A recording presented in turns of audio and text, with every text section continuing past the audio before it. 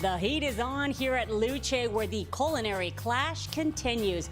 I am thrilled to be joined by wine director John White. This is so exciting because we have a competition going on here. Why don't you tell everyone what's going on here tonight? Well, our chef to Cuisine, Dan Corey, is a graduate of California Culinary Academy. We have partnered with the California Culinary Academy, where 5 students have been chosen to present their menus here at Luce. Each of the students will have a chance to present their menus to a panel of judges, and where they'll be judged upon presentation, flavors, and also a little bit of the wine pairing as well. Well, I got to ask you, John, because I'm going to be one of those judges. Do you have any tips for me? Because I don't know what to do. Go with what your gut tells you, because they've done it. I've tasted some of the food. They are doing a fantastic job. So we have a sample menu here of what is going to be served this evening. Now, did the students kind of come up with this menu on their own? Absolutely. The slightly revised version of their initial menu. They sat down with Chef Dan Corey for about an hour or so, going over, refining what he would think worked seasonally and working also with the wines that we were chosen too. I was fortunate enough, I took all 5 of them up to Napa. We went to Etude, we went to Stag's Leap, we went to Beringer itself, Chateau St. Jean, and St. Clement. And then the students were randomly chosen out of a hat which wines they get to choose. So all the wines have been, a lot of the wines have been donated kindly by Beringer. It's actually meant to complement the wine. So let's talk about our first dish that we have here and the wine that we have to go with it. The first wine is the, which is very fortunately is sold out. We were able to get the Etude Pinot Gris. It's being paired with goat cheese croquettes, baby arugula, and baby beets. For anyone who doesn't know what a Pinot Gris is, it ends with an S, so some people call Pinot Gris, and that's not what you call it. It's Pinot Gris. What is it? Or otherwise known as Pinot Grigio. See, it's the same thing, yeah? It is. And how's the name different? Why is it different? Pinot Grigio has always been the Italian version of it, and it's, as California is prone to, we'll take what names are most suitable for us. There's no law saying we can't call Pinot Grigio or Pinot Gris.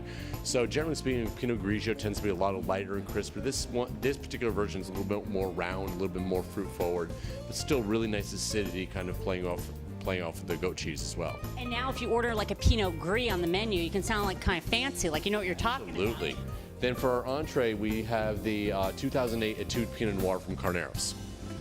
It's a little richer, a little bit more rounder. It's going with the rabbit loin with celery root, baby carrots, and dried figs, and a little Pinot Noir reduction, taking in the classic chef's take of pairing the wine with the food by using the wine in the food. Oh, I didn't know that was a classic chef trick. If you want to blow anybody away with food and wine pairings, always use a little bit of that wine within the sauce of reduction. It will complement the dish immensely. I had no idea. You see, I never put wine in my food because I drink it. I'm too scared to put it in the food. I do too, but then you kind of burn away the buzz, right? If it goes in the food. Or it burns away the alcohol. Save the best for last. What do we have for dessert? For dessert, unfortunately, Etude did not have a dessert wine, but she actually did an apple financier with fennel seed ice cream. Ooh, fennel ice cream. Yum, yum. Can't wait to get my hands on that. Let's talk a little bit about, John, about Luce here and why you guys thought it was so important to partner. Well, I think we're in a unique situation. We've been fortunate enough to maintain our Michelin-starred for 3 years in a row. And as I mentioned earlier, Chef Dan is a graduate of CCA. And we felt it was a neat way to kind of give back to the community.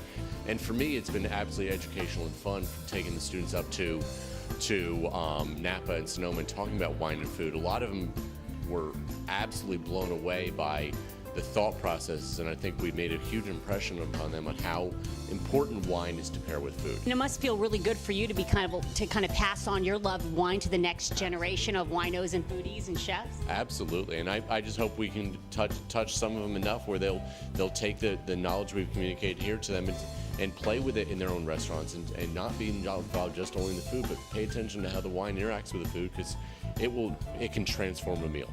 I will raise my glass to wine transforming a meal, because let me tell you something, it's transformed many a meal for me and many a night. Absolutely.